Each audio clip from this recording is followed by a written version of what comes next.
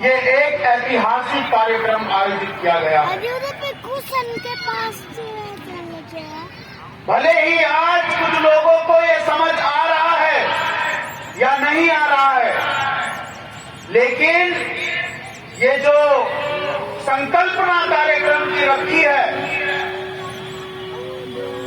कि सारे संगठन जो छोटे छोटे टुकड़ों में बटे बटे घूम रहे हैं, कोई बड़ा संगठन है, कोई बहुत छोटा संगठन है, हम सारे संगठनों को एक मंच पे लाने के लिए एक संयुक्त आयोजक मंडल का निर्माण करने के लिए तैयार हुए। सबसे बड़ी उपलब्धि हमारी ये एक है। आज भारत देश में मूल निवासी बहुजन समाज बहुत दुखी है कि हमारे समाज में जितनी जागरूकता बढ़ रही है उतने संगठन बढ़ रहे हैं। इतने संगठन, इतनी पार्टियां, चाहे तो जाए कहां। ये दुविधा भरा समाज इस निराशा में जा रहा था, तो हमने अपने समाज के सारे संगठनों को नतमस्तक किया और बाम से जैसे भारत के दुनिया के सबसे विद्वानों के संगठन को साथ में लेकर के, आपने अब तक सुना होगा कि भारत का नहीं दुनिया का सबसे बड़ा संगठन, एक नाम सुनते हैं आप। मैं आज इस मंच से आपको बता रहा हूं, दुनिया का इंटेलेक्चुअल ऑर्गेनाइजेशन, दुनिया का सबसे बड़ा बुद्धिजीवियों का संगठन बामसेफ संगठन। जिस बामसेफ संगठन का निर्माण बहुजन नायक मान्यवर दीना भाना साहब ने किया।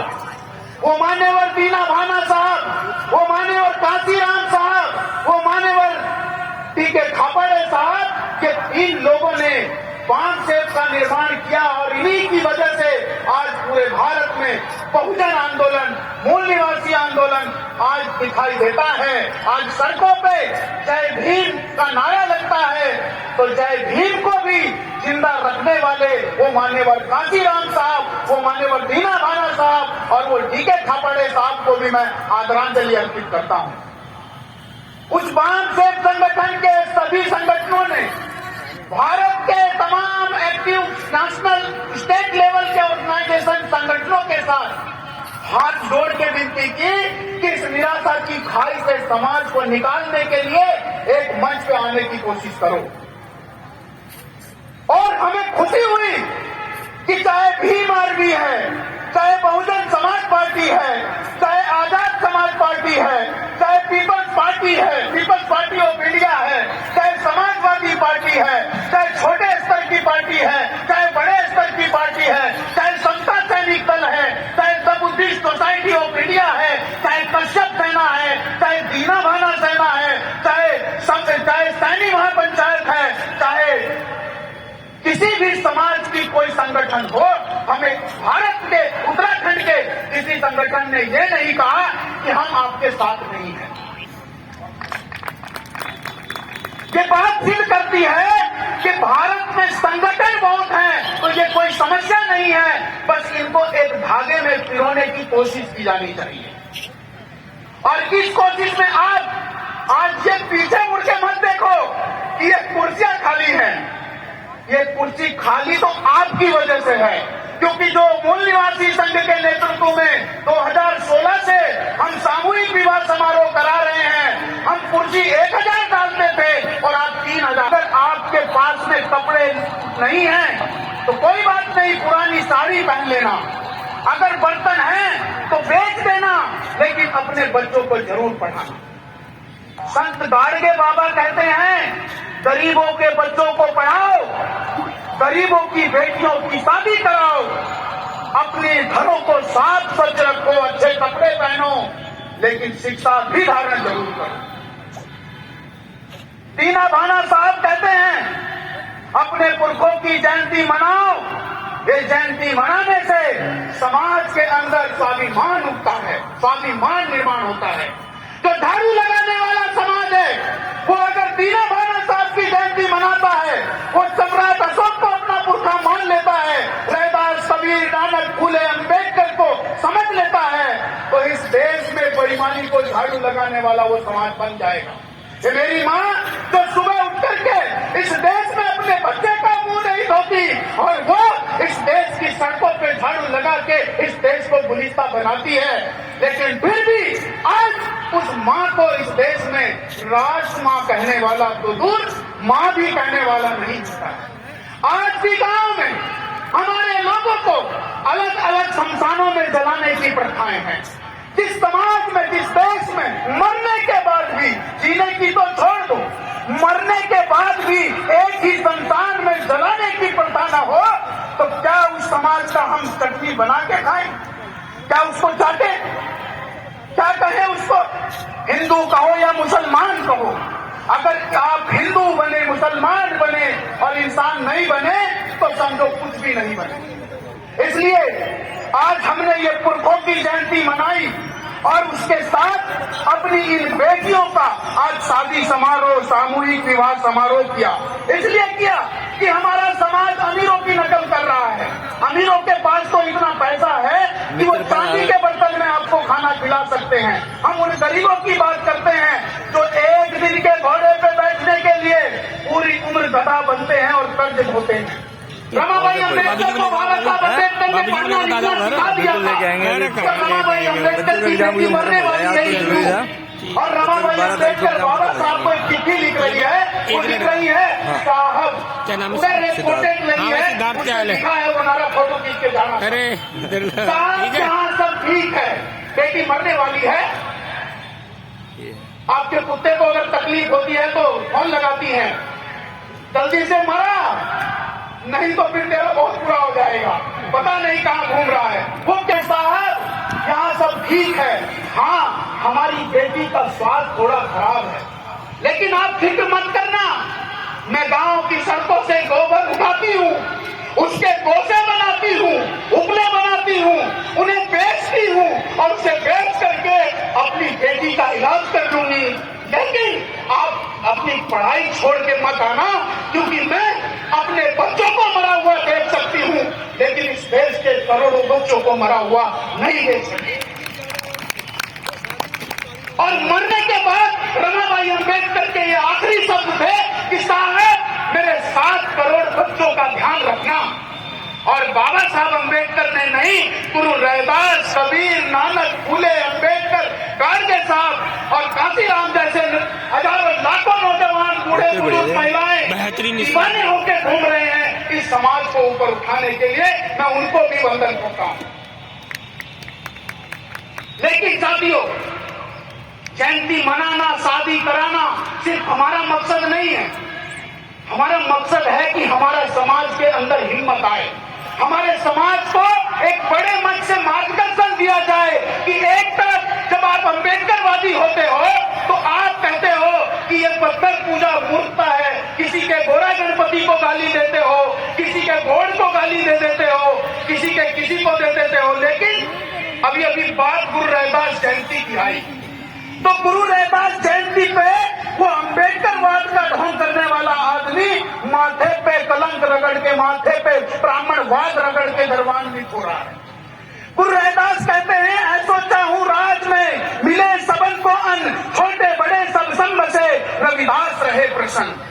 प्राधीनता पाप है, जान लियो रे मीन, प्राधीन तो बेदीन है, सब ही समझे हीन। मैं एक स्वतंत्र इंसान बनाना चाहता हूँ, आजाद मजबूत इंसान बनाना चाहता हूँ, ये गुरु रैदास कहते हैं। गुरु रैदास कहते हैं, जात पात के फेर में उलझ रहे सब लोग, मानवता को खाद है रविदास जाति का रोग। जाति को रोग बोले, और आज उनको तो छोड़ दो जो इस देश को जातिवाद की दलदल में दबा के मारना चाहते हैं, उनको बात करना चाहते हैं जो जातिवाद को खत्म करने की बात तो करते हैं, लेकिन आज जाति पर गर्व करने की गलती कर रहे हैं। गुरु रैदास कहते हैं, जात पात के फेर में उलझ रहे सब लोग, मानवता को खात है रविदास जाति को रोग। अरे तो जाति का रोग है, इसको फेंक दो। और आज हम कह रहे हैं the great Chamar, the great Gujjar, the great Ahir, the great Gadariya, the great Jat, the great Hindu, the great मुसलमान।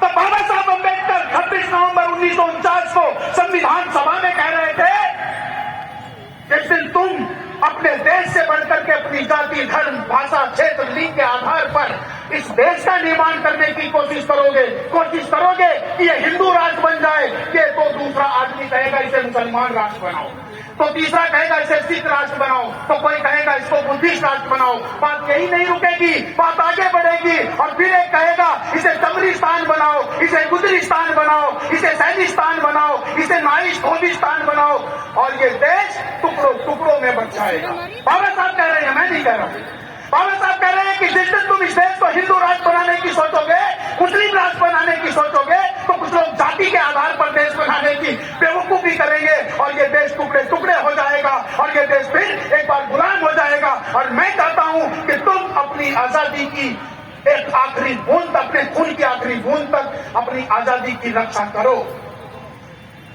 मैं शुरू में और अंत में सिर्फ भारतीय हूं, ना हिंदू, ना मुसलमान, ना चमार, ना पारसी, ना खटीक। अगर ये कहने की हिम्मत मूल निवासी बहुजन समाज के लोगों के अंदर आ गई तो यह भारत का संविधान जो बाबा साहब अम्बेडकर ने लिखा, ये पूरा लागू हो सकता है। हम भले ही कितने बड़े संगठन में हो, हम भले ही फॉर्च्यूनर में घूम रहे हो और मेरे जैसा आदमी भले ही पैदल घूमता हो, आपको लगता है फॉर्च्यूनर वाला ही नेता है। मैं उन नेताओं से पूछना चाहता हूं जो हेलीकॉप्टरों में घूमते हैं। मैं आपको बताना चाहता हूं, एक भी राजनीतिक नेता से एक फुटी कौड़ी हमने नहीं मांगी, फिर भी आपको इतना बड़ा कार्यक्रम हमने आयोजित करके दिखाया। आप लोग छोटी सी जयंती मनाते हो तो बड़े वाले कुर्ते के पल्ले वाले, बड़े कुर्ते वाले नेता को बुलाते हो, 500 रुपए देता है, आपको बेवकूफ बनाता है। उनको बताना चाहता हूं, 117 दिन हो गए हमारी 5 माओं को, 5 बूढ़ी औरतों को, 80-80 साल की बूढ़ी औरतों को, और एक बिना माँ बाप की बेटी इधर बैठी है, मैं उनको मंच पे बुलाना चाहता हूं। वो 117 दिन से हरिद्वार के कनखल में धरने पे बैठी है, उनकी जमीन पूंजीपतियों ने हड़प ली है और एक नेता ने जाकर झांका नहीं।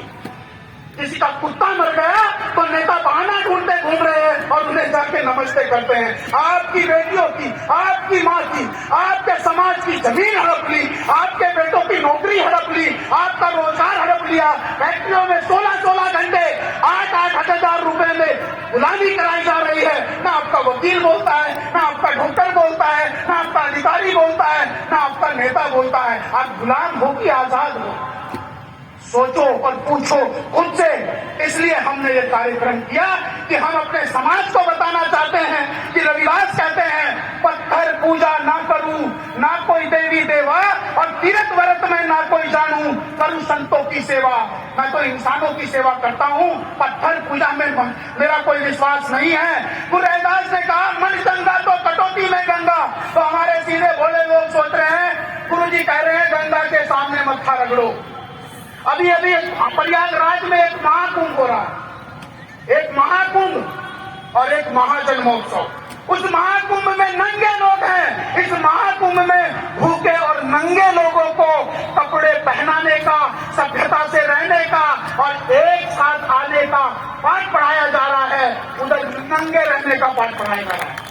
आपको तय करना है, गुरु रविदास के साथ जाना है, टीना भाना जी के साथ जाना है, या फिर इनके जैसे रूप बदल कर बहरूपिये रविदास के नाम पर सत्संग करके मूल निवासियों को बेवकूफ बनाने वाले ढोंगी पाखंडियों के पास जाना है।